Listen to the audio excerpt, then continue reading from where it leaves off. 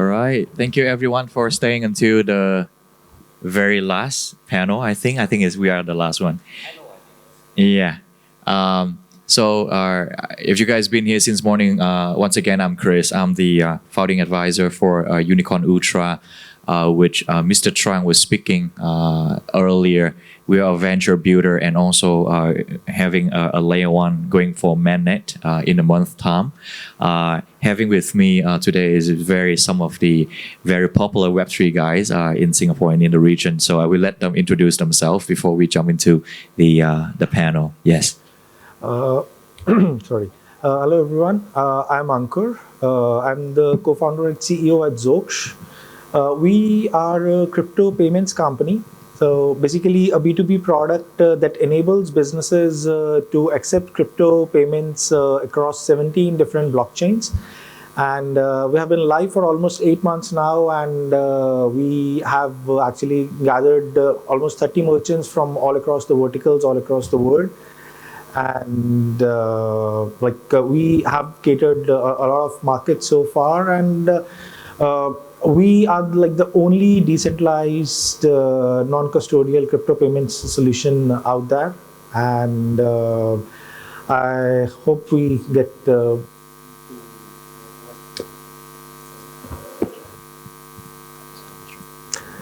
hello. Yeah. So I'm happy to be on this panel amongst some amazing people. Thank you for having me. Hi, good afternoon, everybody. My name is Chinta. I'm the general manager for Crypto.com based here in Singapore. Now, Singapore is a very special place for Crypto.com because we are proudly licensed and headquartered here in Singapore, where we serve 80 million users worldwide through our integrated ecosystem of trading services, exchange, NFT marketplace, Visa debit card program, as well as our B2B merchant services solution. So I'm very happy to be here and looking forward to the panel today. Hey everyone, my name is George. I'm the head of Singapore for the Sandbox. So for those of you who are unfamiliar with the Sandbox, we are one of the leading Web3 metaverses. And I'm very happy to say we reached unicorn status sometime this year, which I think was a big milestone for us. And we are introducing lots of things that have to do with building in the metaverse very soon. And we work with more than 500 brands now, I think, worldwide. Many of them household names, you know. And in Singapore alone, in the last 9 months, we have signed more than 45 different brand partners. So we do have some insights into what local companies are looking for when it comes to Web3 and also metaverse implementations and payments as well. Thank you. Very good, very good. So ANKUR, maybe because you are probably like running the true payment related product here. So I'm gonna start these questions with you for our audience as well. So what would be the main difference between payment in Web 2 and Web 3 in a nutshell, right? So the biggest differentiator here is like the custody and the control that the merchants have. There are no intermediaries when it comes to payments in Web3, and think of it as like a peer-to-peer transaction system built on scale with full control in the hands of the parties involved. So, great, good. Chinta, I mean, like in the case of Crypto.com, right? Is there any specific application or feature within Crypto.com really fully support the purpose of payment? You can use a case in Singapore or other country as well. Yeah, sure thing, man. So a lot of people may not know this, but Crypto.com's first product was a payment product, right? So we partnered with Visa to offer a debit Visa card that allows our users to kind of spend their crypto. This is the vision that our founders had. We didn't just want to be trading and speculating in crypto. We want to give utility to our users to spend and use the crypto in a very real way. So that allows our 80 million users to interact with the 80 million merchants that accept Visa payments anywhere in the world. And it's also a great way for them to off-ramp in jurisdictions where it's a little bit difficult to get access to fiat, right?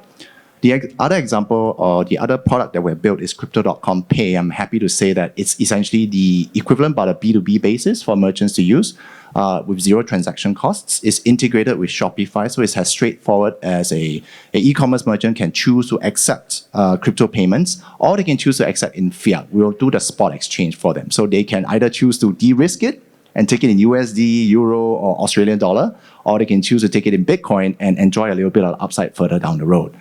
We have already implemented this for a year, and for a year in Australia as a real example, and we decided to go with a very bread basket type of a use case, which is for people to use crypto to pay at petrol kiosks or petrol stations and convenience stores. So this is a partnership that we've rolled out about a year ago in Australia in 3 different territories.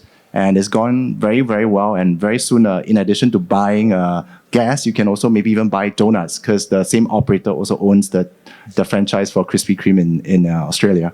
So many real world use cases. Web3 payments isn't as esoteric as a lot of people think it is. But Chinta, is that really depends on some of the jurisdiction availability as well? I assuming that crypto pay do not can cross to any country, right? I mean, it has to be a specific country that allowing that kind of payment only. Oh yeah, you're 100% right. And I think there's been conversations at this event around the role of regulators, governments, and regulations in making sure that we keep the industry honest. Crypto.com is 100% supportive of that. We believe regulatory clarity is good for everybody, and it will protect consumers and ensure market integrity. So the short answer is yes, you are right, Chris. But the P2P aspect of it, I think, is still something that people and entrepreneurs can continue to build on. Agree.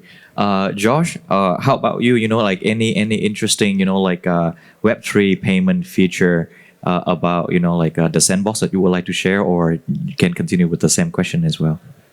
Well, I think metaverses have different challenges when it comes to, and I think right now we work with people like perhaps potentially deeper with Crypto.com and other partners as well, because we are, as a platform, we have a base payment like for the primary sale for assets, NFTs. It's very similar to buying items in a game that you're using.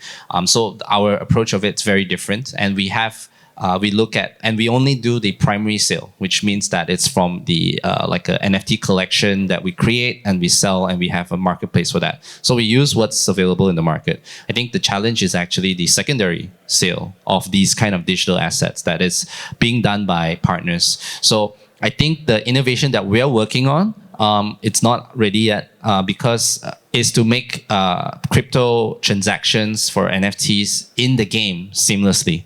So for a lot of people who don't know, if you play a metaverse right now, the transaction, what occurs is you can go to a display in the metaverse. It could be an NFT, it could be an item, it could represent your product in the store that you can do like e-shopping. But the moment you click on it, it goes to a separate platform outside of the game in order for you to transact. Now, this is a very minor interaction or user experience, but it's actually not intuitive. And that's the main barrier of, like, if you think e-commerce and e-shopping in the metaverse to become fully seamless, right? So it's something I think most metaverses are working on to make it so that transactions occur in-game, instantaneous. You don't have to think about using a different platform for payment.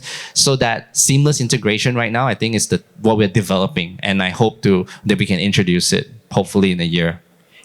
It does sound like, out of all of the companies sitting in the panel today, the Sandbox sounds like something not too related to the payment, but actually payment it would be one of the key area how the Sandbox can take the next step. And you're exactly right. I think one of the area I'm curious, to facilitate better, adoption of the Sandbox, do you guys really working on with, local partner in terms of payment on ramp and off ramp, or how does the program roll out for the Sandbox? Because I think that's how the secondary market start, running, and you have people selling NFT and your stuff, right, to their local community.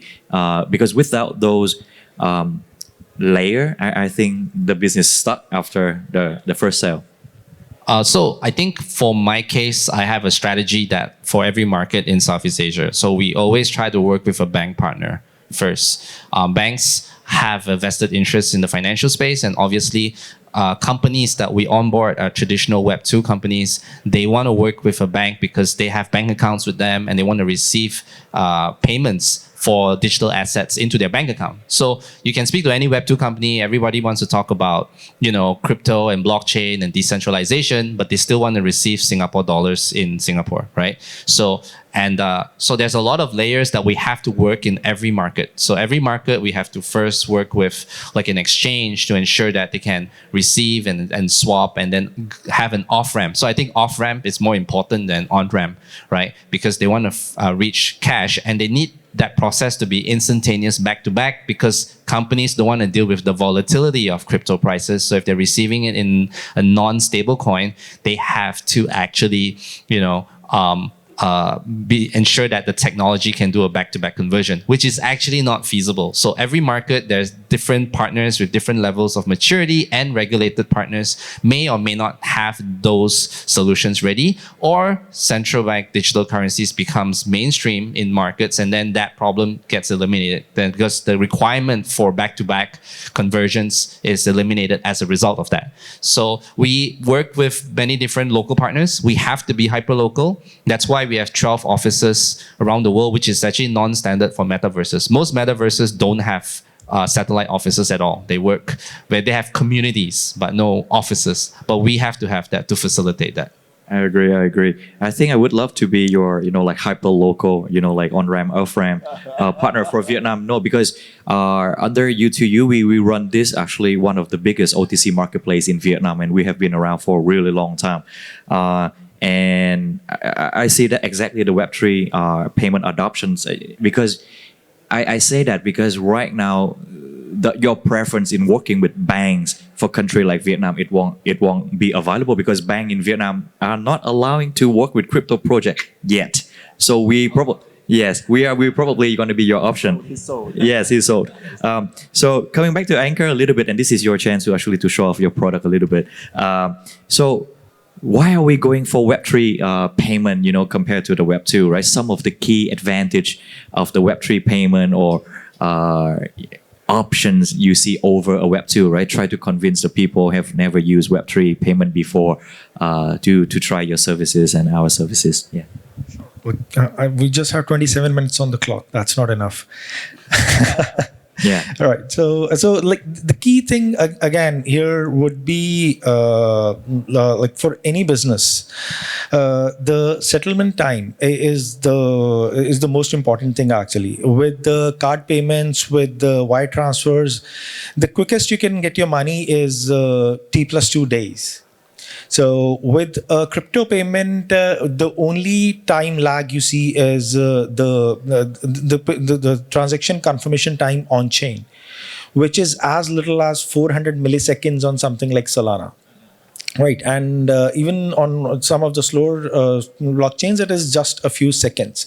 So for a business, the moment they have sold their product, they get access to their funds that very moment, and there are no intermediaries. You're being paid directly by your customer, and there is zero lag between you delivering a service and you actually receiving your funds in your pocket. So like that is, I guess, the greatest pitch that has ever worked for anybody who is running a business. Other than that, actually, again, there are how should I put it? A lot of smaller ecosystems, a lot of geographies that you get access to. Right now, somebody doing business in Singapore can actually accept currencies just from payment methods that are supported here.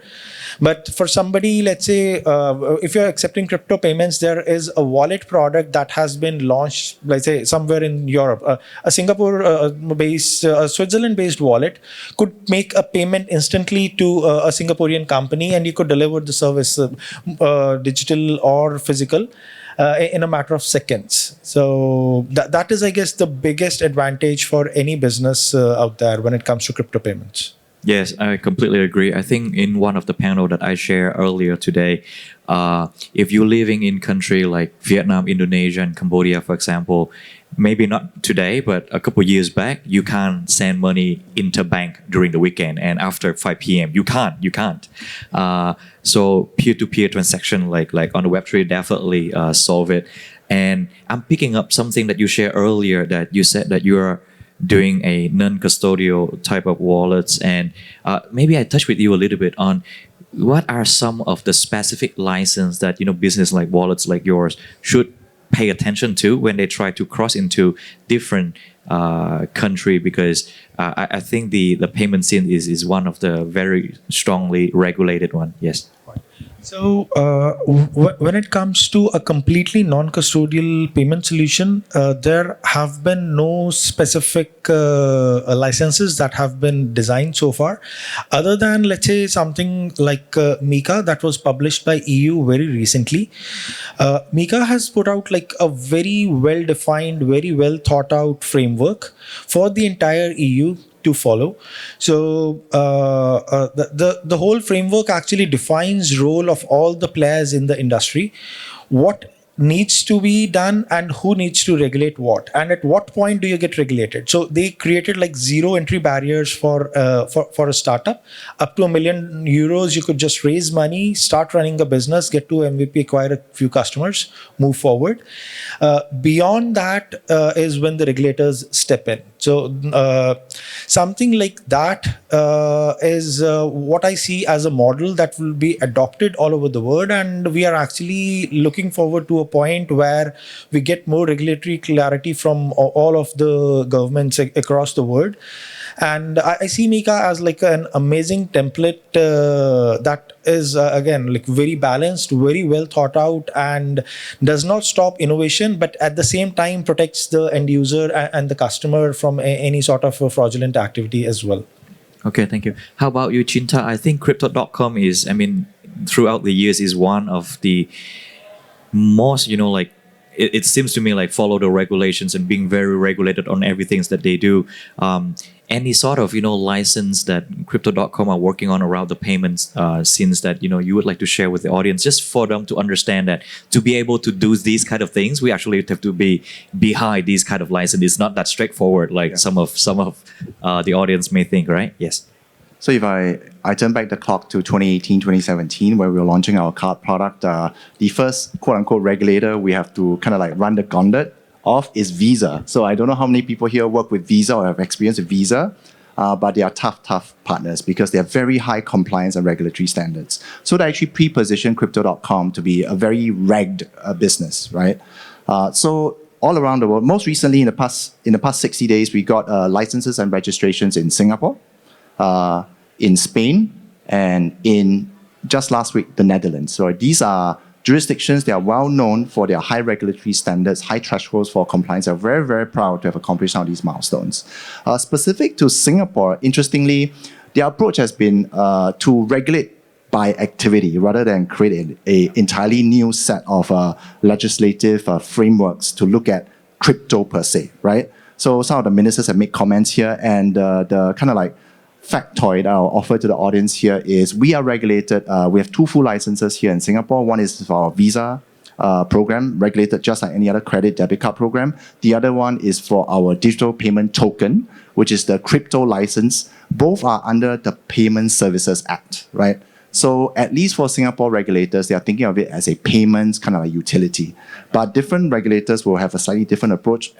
I do think that we are excited about MiCA because it will at least create some standard for, otherwise if you were to go for individual licenses for every European nation, I think it's going to be a little bit challenging.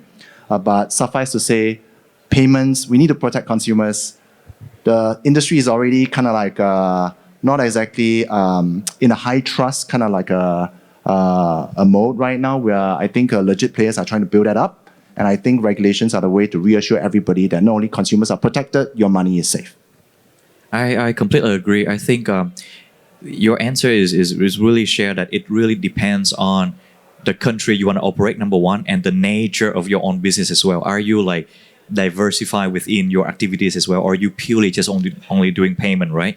Then you can go after a specific license. But if it seems like you're gonna do more and more and more in the long run, then you should approach something like more general, like the Mika, for example. Then let's switch the gear a little bit. Next to you, Josh. I mean, within the Sandbox, maybe from the headquarter point of view or some of the partner point of view, have you seen enough cases around the NFT and people using it more like for the payment purposes, or like in the case of like proxy for payment, right? For example, have you seen anything like that?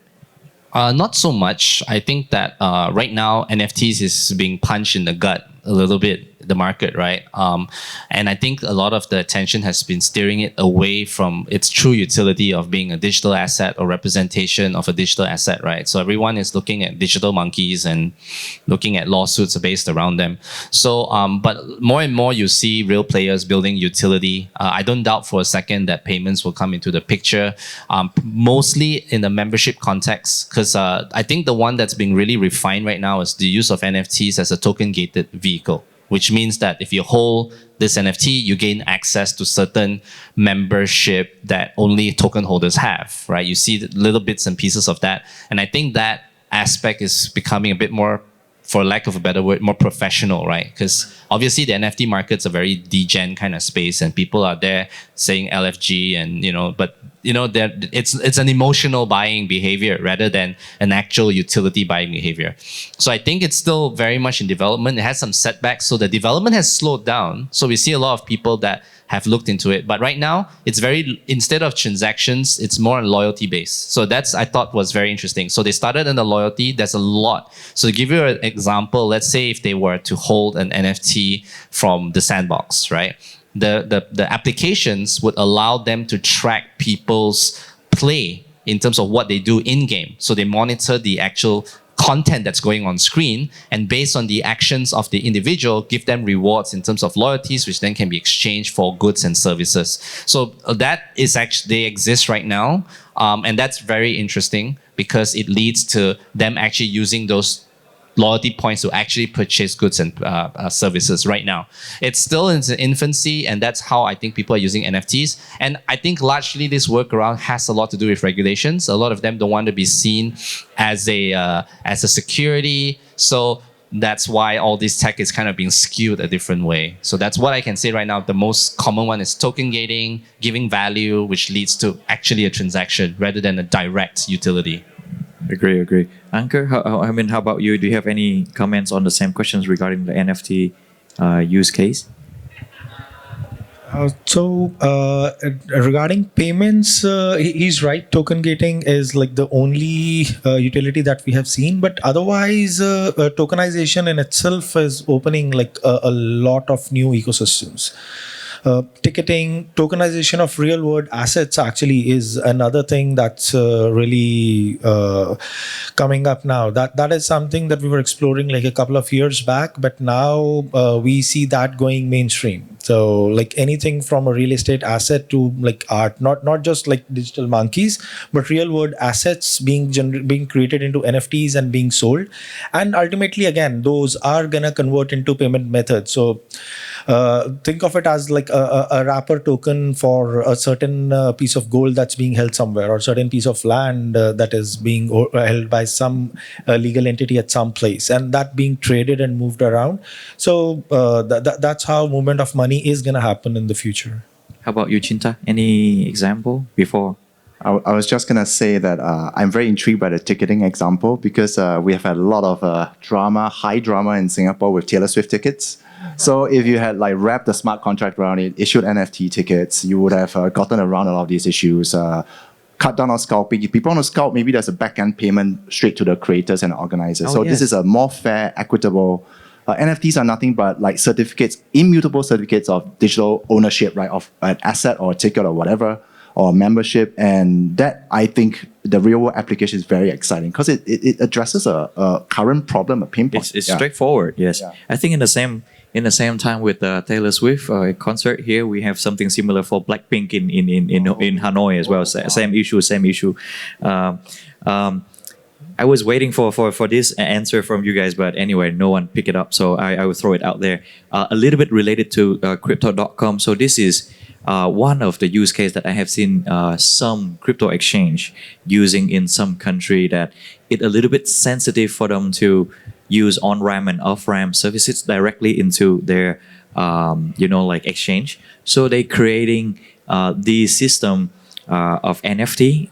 Basically, it's a digital voucher for people to buy those NFT as deposit money straight into the exchange. So instead of dealing directly with the local currency, they're asking people to buy NFT instead because the local law doesn't, block the NFT, but they're blocking the direct deposit into the exchange. You see? So because so that's one of the interesting, example that I was waiting, but I throw it out.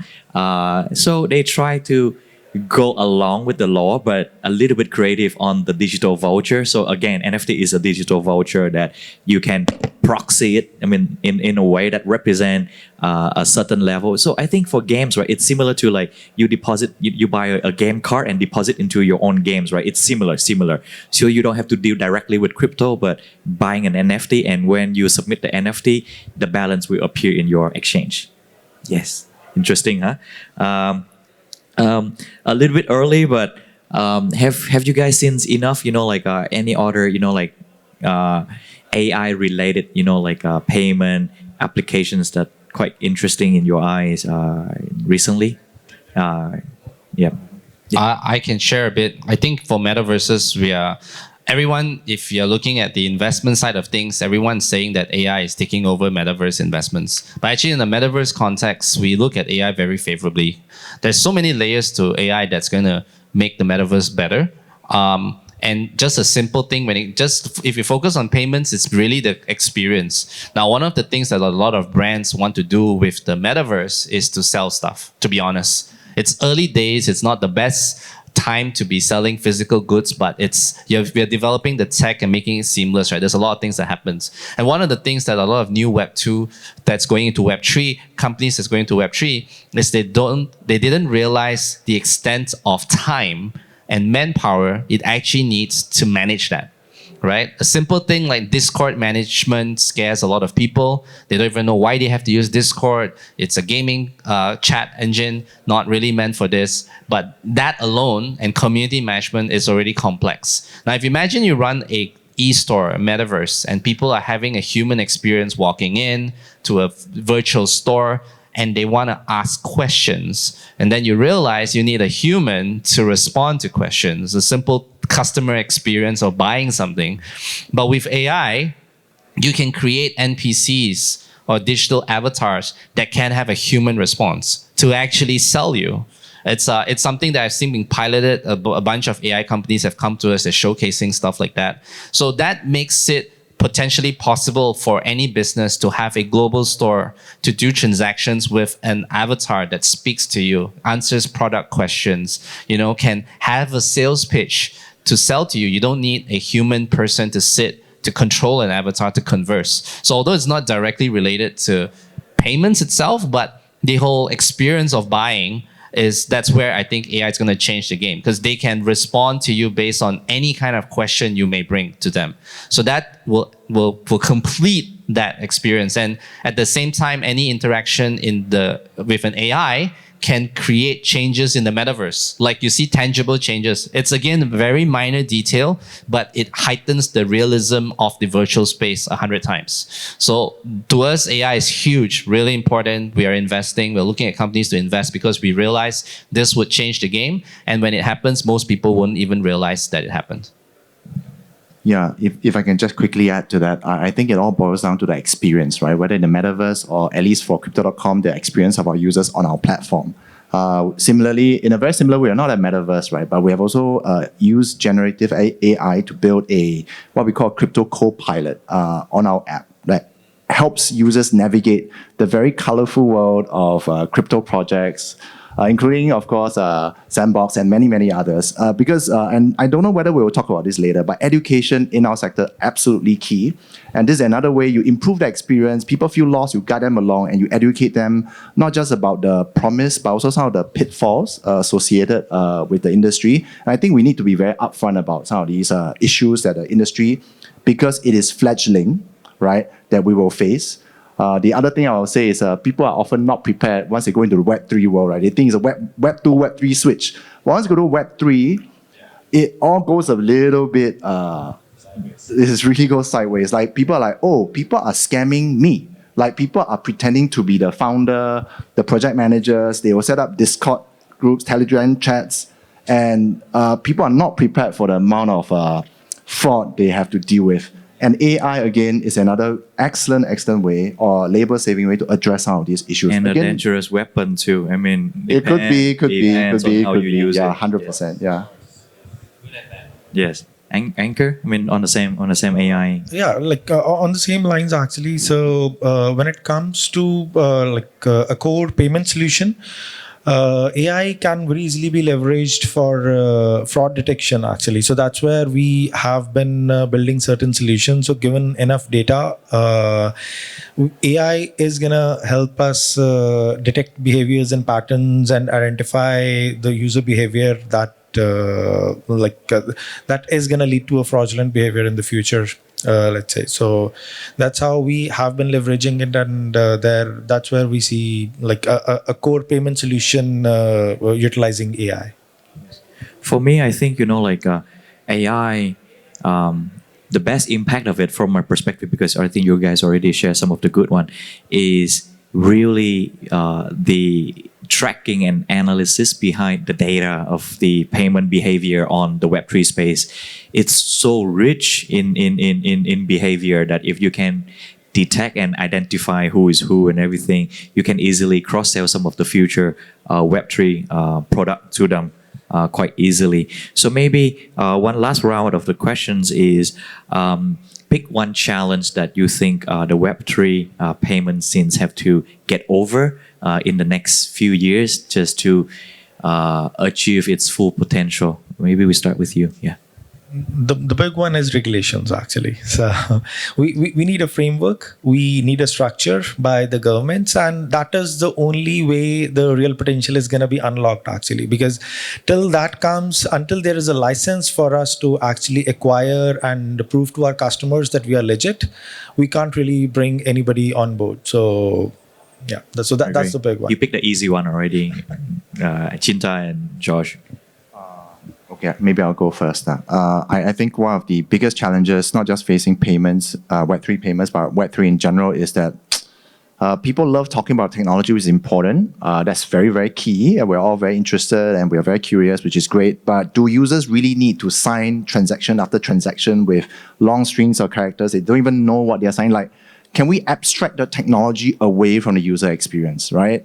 What we have essentially done is that we have in-source the back-end banking, transaction banking to individual users. In-source because I'm a user too, right?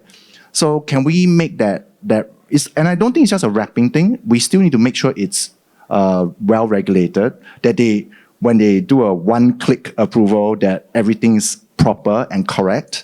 But we want to strike that balance between that and just being very clunky. They don't really know what they're signing anyway. Who's going to reject the transaction because you don't know what it is? So I think I don't want to frame this just as UI, UX, but it's a bit more about the user design, the technology, the regulations all wrapped into one. I completely agree, because right now I think most of the DApps are still chasing new idea, a little bit of short-term of jump and everything, but they never really go back and try to focus on the experience, I would say. Yes, Josh. I'll come from a different perspective. I think we have been working on it in the Sandbox. So our goal is to have, and I think the main challenge right now is content. Because you see, we can talk about Web3 technology, but consumers don't come to Web3 for technology. They come for content, whether it's entertainment content, whether it's a digital asset that they can own that represents real assets. Regardless of what type of content it is, it has to have content. People need something to buy. If not, there's nothing to transact, right? So there will be more development in interesting avatars, digital IDs and representations of yourself in the digital space, down to real digital assets, but the more quality content and more mass market friendly, the more rich Web3 will be. So I think in our case, that's probably the main thing. That'll be the hurdle, because if there's enough reason to buy, people will transact. They'll go through the troubles of looking at the strings, right?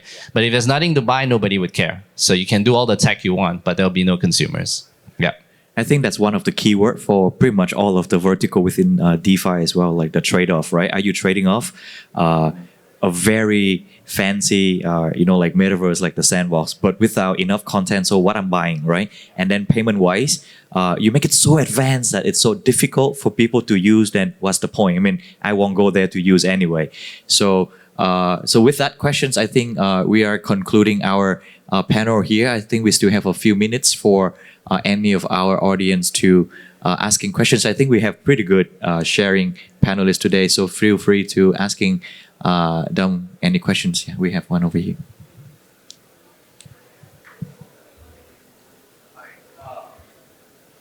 Audible, yeah. First of all, thank you very much for the great panel discussion. I wanted to ask a question on, right now what I see is like a certain sort of trust deficit, right? Between the digital currency, either it is the public blockchain or it is enterprise or whatever it is. People want to go back to the comfort zone of that fiat currency, right? So even if we are talking about CBDC, we are actually talking about the regulator taking an action to actually fill that trust gap, right? So what do you think would be the most probable step that's going to happen in next 2 or 3 years? So of course, the rich user experience that we discussed about is anyways going to happen, right, in the Web 3.0, that everybody is going to work, metaverse and all those stuff. Even if it is a moonshot, it will happen. But in terms of the finance, what do you think is going to happen? Is it the regulator is going to pick it up and really set a governance model around it? Or some enterprise blockchain is going to pick it up? Or the Bitcoin will become the universal currency of what it is? That's an interesting one. Anyone want to go first? That's quite an open question, but I would say that governance is already happening, right? It's just the extent of it. I think the challenge with governance is not about whether or not governments want to govern it. Governments want to know how to govern it without stifling innovation while still protecting consumers, right? That's the fine line that they do. Some governments do it better, some do it worse. I think governance will come regardless, right? So I think it's a given. I think Bitcoin being to be honest, I think it's proven that Bitcoin actually has weakened in terms of the dominance towards overall crypto. As more people look for utility, the narrative of it being decoupled from governments is interesting, but the everyday consumer doesn't care, to be very honest, right? They want the safety of governance. They want someone to look out for them if a scam occurs. And that doesn't happen when you're a purely decentralized crypto that no one has any form of governance over, right? So I would say that would it be the de facto global currency? At this juncture, at this point, personal opinion, no, right? Because I think the moment central banks introduce their digital currencies, and it's going to happen, probably not in 2 years, I think it's going to take a bit longer, because the problem is not the technology, the problem is controlling the technology, right? They are trying to avoid money laundering, right? They're trying to avoid all these issues. They have to have a control mechanism or a traceability mechanism. And I don't think anyone is confident yet, which is why they've been talking about it for a long time, but introducing it is a different matter. We all can curate cryptos in our in our homes if we want to. So it's not a technology issue, it's a governance issue as well. So I think mass adoption will come in multiple prong approach. Mass market adoption will occur as more governance comes in, as more consumer confidence comes in as well. I think that's my broad answer to that as well. It's almost philosophical, the question, right? And I think the answer will be a little bit philosophical as well. But let's begin with the facts, right? So in the beginning of when I joined the crypto space, so I've only been in space a year, there were 300 million owners of crypto in the world. Yesterday, Crypto.com just published some results. The number has actually climbed to 516 million. Over 500 million users worldwide have some exposure to some kind of crypto, right? A lot of the growth was driven by ETH as well as Bitcoin.